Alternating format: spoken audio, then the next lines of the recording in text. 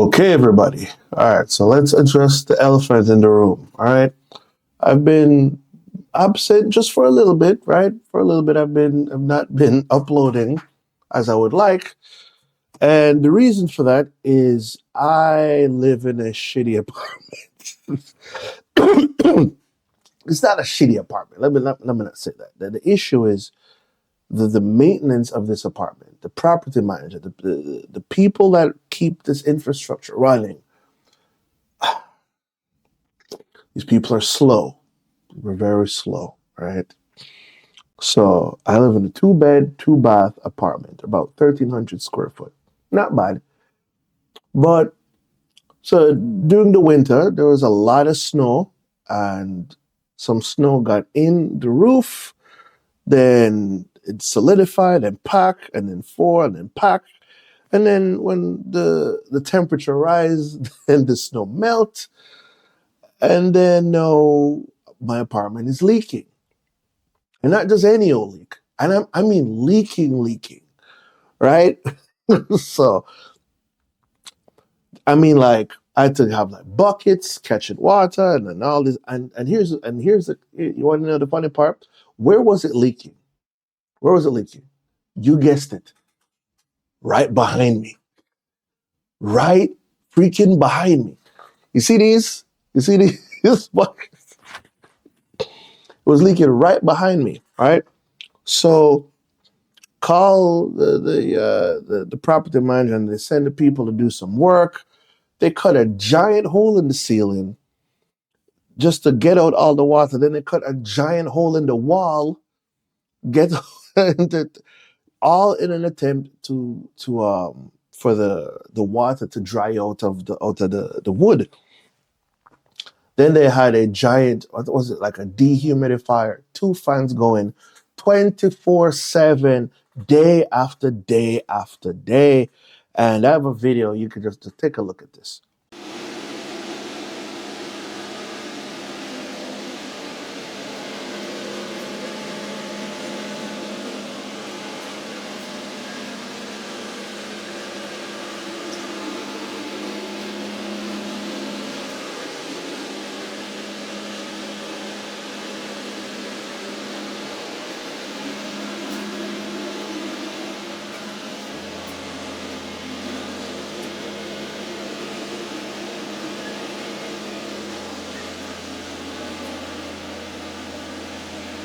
And it has been like that for days and days and days and days and on and on and on and on. And if it's not that, then we have people coming in doing inspections and blah and all this, and while still having two young boys, it's just never, it was not conducive to making a video because it is quite literally behind me. No, there is no dehumidifier going, no fans going. It's quite quiet. But this eyesore of an enclosure is still here, trying to, keep the space dry before electricians can come. And then they got to do insulation, and then they have to put up the drywall. It's like, as I listen, so if I had to wait until this work behind me is done, I'm not going to post a video for months because this apartment moves very slow. So I decided to put out this video in spite of not good aesthetics. I'm probably not good sound quality because the insulation is not quite. I can already tell that the sound quality of how sound bounces in the room is not what it used to be. But anyways, I might just be a stickler. No, just that's just a message for the people that subscribe, that were expecting more content. And this is why that was, in all honesty, I should have been using, it dawned on me that I could have updated you guys on what was going on using YouTube has a thing called posts. Like, you can make posts, right? It dawned on me recently, wait a minute, I could have like, because I don't want to make a video about this. But anyways, so there's that. I'm going to still be making videos in spite of this. I even thought about a green screen. I tried doing green screen stuff. just to block out this. The green screen did not a physical green screen, but like a digital green screen. Did not work. I might actually have to buy a physical green screen. I don't know. Or just leave it as is and get used to this for a while. It'll go away eventually. And anyways, so on to the chess. So I recently went to Connecticut, the 2026 Connecticut Speed and Rapid Chess Championship. This is my second time going. I went last year. And honestly, this year was not bad. This year was not bad, although this year starts exactly how last year started. Anyways, I'm going to show you. I'm going to show you some. I played. It was 5 games. So the format was for the rapid. You played 5 games, 10+3, 10+3 time control, and you played 5 games. Now, I was playing in the under 1800 section, and so this is my second tournament. So what this means is that the last tournament I went, which was my first tournament, I didn't do so well. So my rating for this coming in was 948, right? Okay, cool, no big deal. So I come into this one, and it's okay, let's go.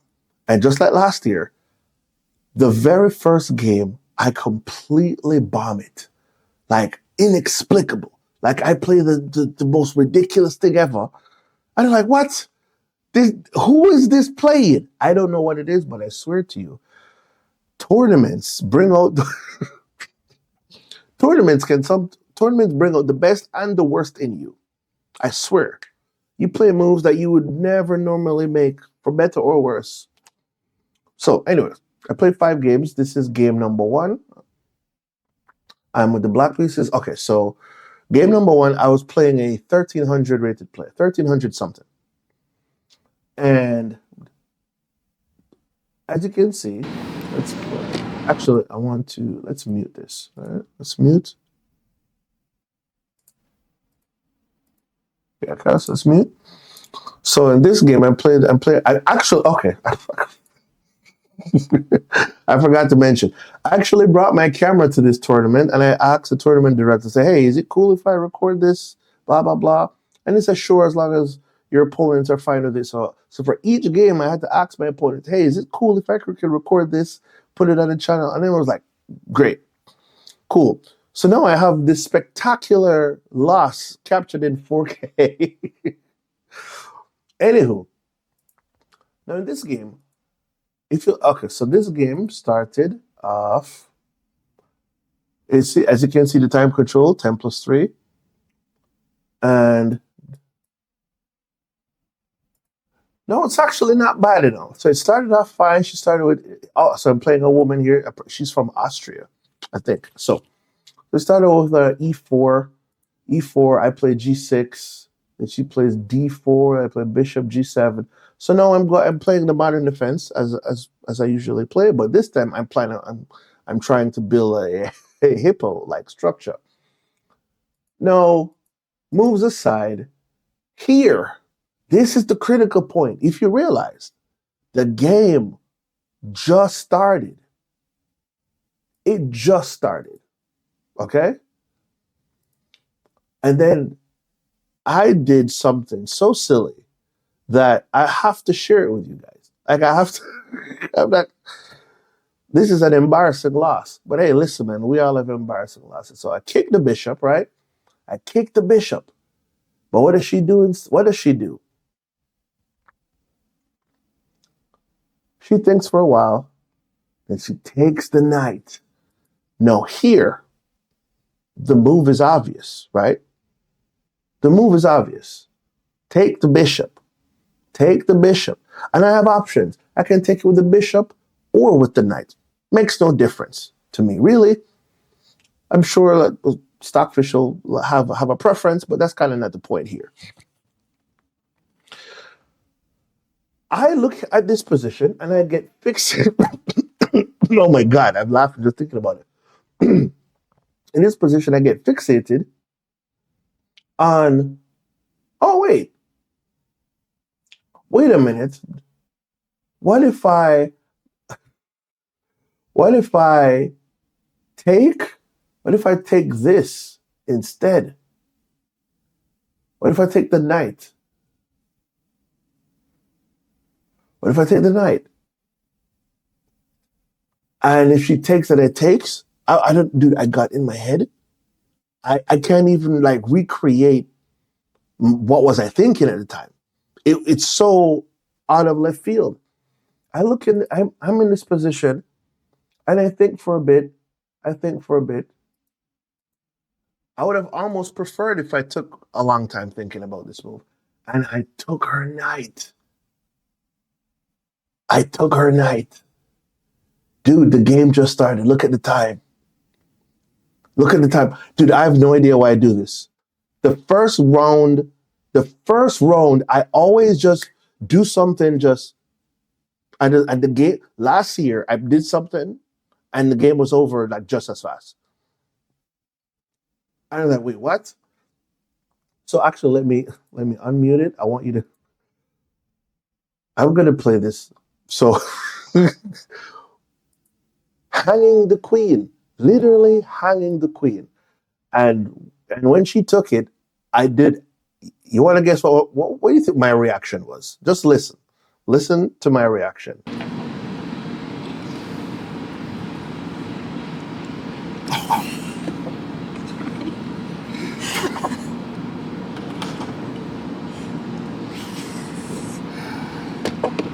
Laughter. Obviously, I can't do anything but just laugh. I can't do anything but laugh in this situation. I cannot believe it. Obviously, I went on to lose. I just played it out and just let's have her put checkmate on the board. It's like fine.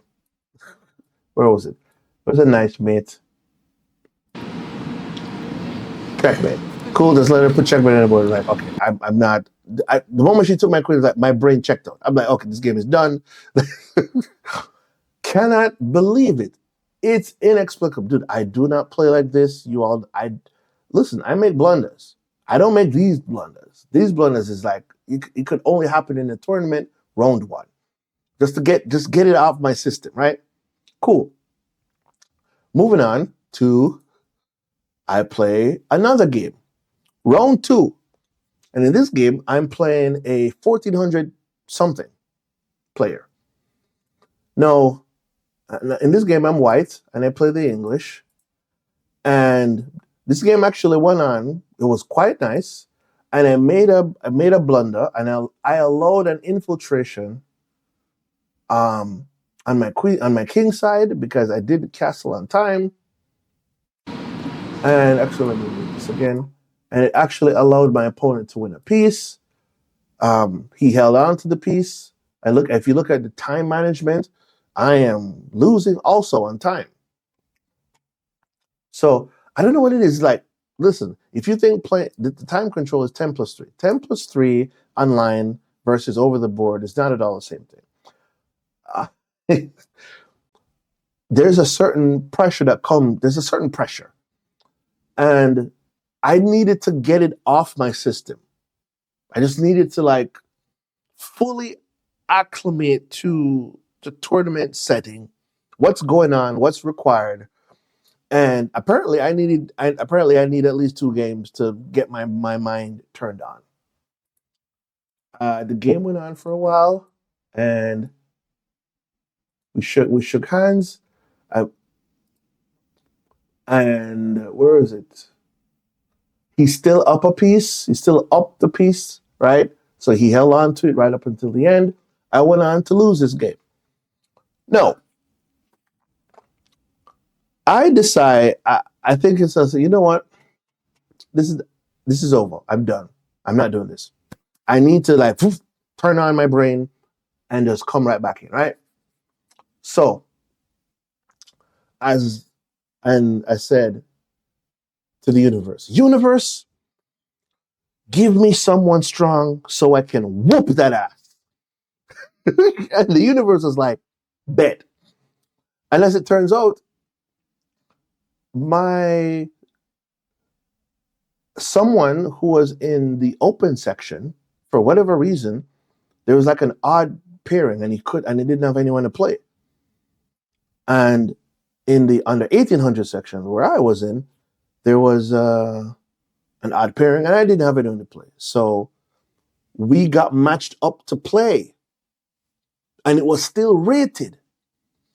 So now imagine me being a 948, I think, or 892. No, my quick rating. My quick rating was like 948, and I get paired up with someone from the Open. I don't know what their rating is, but I was informed that it was around 1700.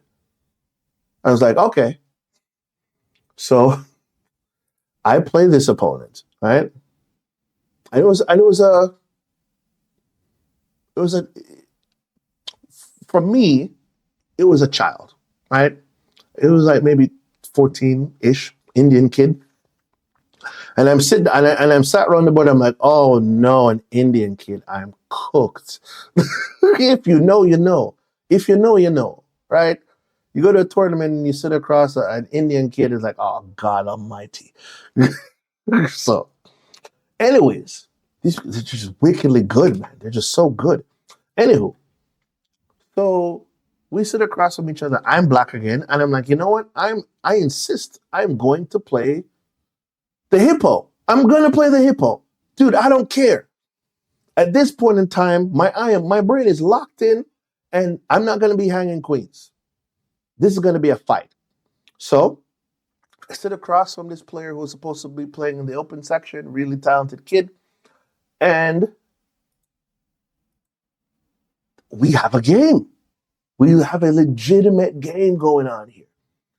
And it's a shit. Like, I wish I could show you the time, but there's another board to the right of me. And if I put the camera on that side, I won't be able to see my time, unfortunately. So this is the best I could do. And we have a legitimate game. The game is dead even. It's dead even all throughout here until my opponent makes a fatal decision. Take a look at this position. Appreciate what's going on right here. He has his queen. He's already castled, obviously. Queen on a3, rook on e1. He has a knight on f3. Cool. And I have a rook on a8. My queen is on f5, and I have a bishop on g7 still. Cool. A lot of dynamics, a lot to play for. Absolutely. He has a pawn all the way up on d5, but I don't care personally. Like, that pawn is not doing much. I'm looking at that pawn like, okay, I could probably target it, even though it can be protected, but with c4, but whatever. But this is a game. We have a game going on here. And if I had to, I think at this point, we both had about probably 5-ish minutes at this point in the game. And you cannot possibly believe what my opponent played in this position. Take a good look at it. Take a good look at this position, right? I'm going to hit play. And I'm looking at this tactic. I'm seeing it from a distance. If he plays it, I know exactly what I'm going to do. And my opponent stops. He's thinking. He's in the tank at this point. So at this point, he has less time than me. At this position, he had like 4-ish. And in this position, my opponent played. You see that? Look what he did. C3. He played C3. Look, he just hit the clock, right? This is how fast I'm looking at this tactic, right? Do you see it? As soon as he hit the clock, I waste no time. Boom. Boom. No time. Because I was looking at that tactic. I was like, dude, if that queen ever touches C3, good God, I'm pushing E4. And he walks right into a discover attack. So now I'm up a piece. I'm for sure up a piece. And he thinks for a while, blah, blah, blah. We make the trade. Takes, right? And then now I'm just up a bishop, right? We go all the way to the end game. And as it turns out, my battery died. My battery died right around, it just died, man. It's like, oh no. But you'd be pleased to know that I won this game.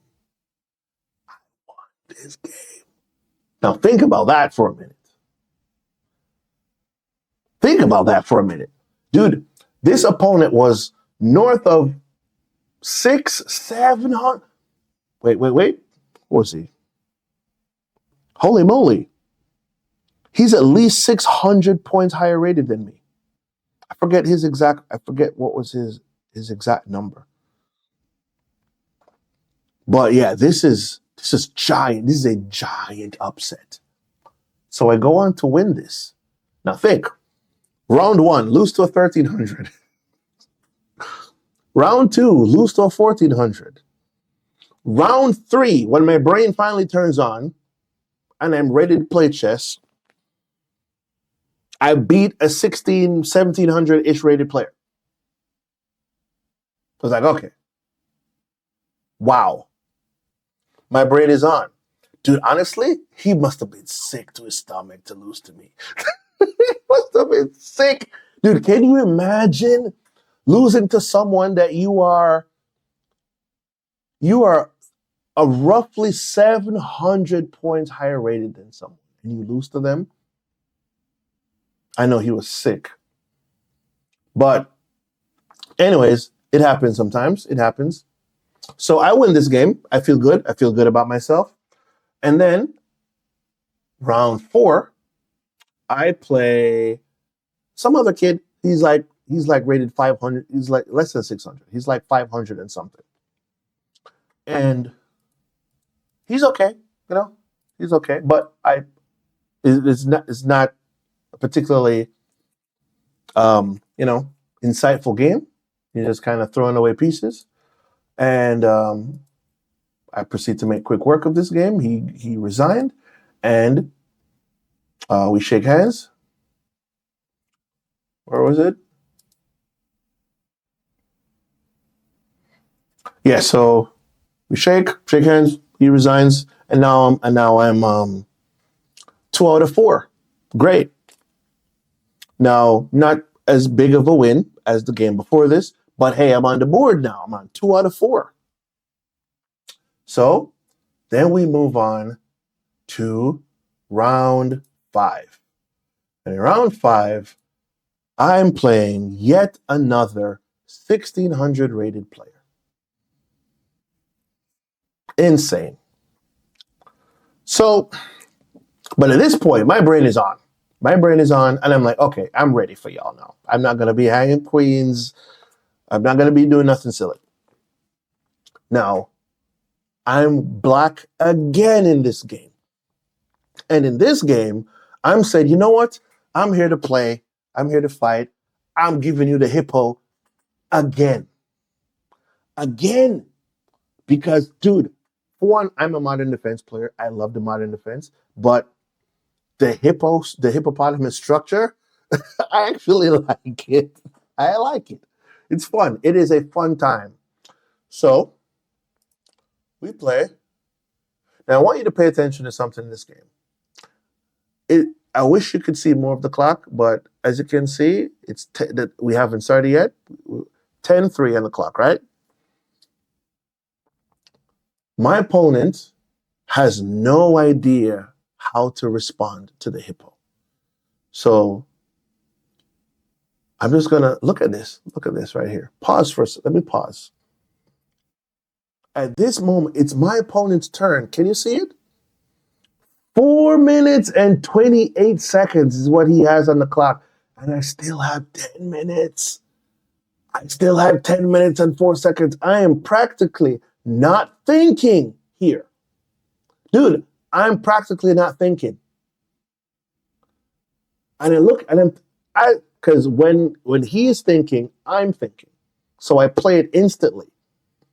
I play a move every 3 seconds, roughly. I'm playing in increment. I have not look at this. 3 minutes, 55 seconds. And I'm like, dude, what on earth is he thinking about? I have no idea what he was thinking about. But what I do know is that as soon as he plays, I'm going to play. And he's a 1600-ish rated player. And I'm like, hey, listen, he plays Rook H2, and then I play again instantly.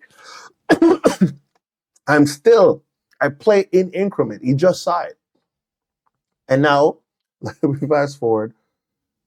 Now it is a problem. So if you look here, my opponent has 40 seconds and I have 4 minutes and 20 something seconds, right? Obviously, what do you think is going to happen in this game? You guessed it. He loses on time. Of course he's going to lose on time. What else? What else? You cannot overcome a deficit like that. 16, 15, 14, 13. I still have 2 minutes and 23?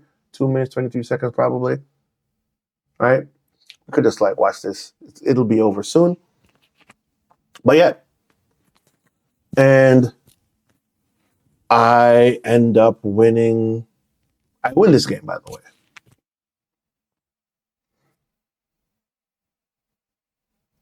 There's a cleaner way of doing it, I think.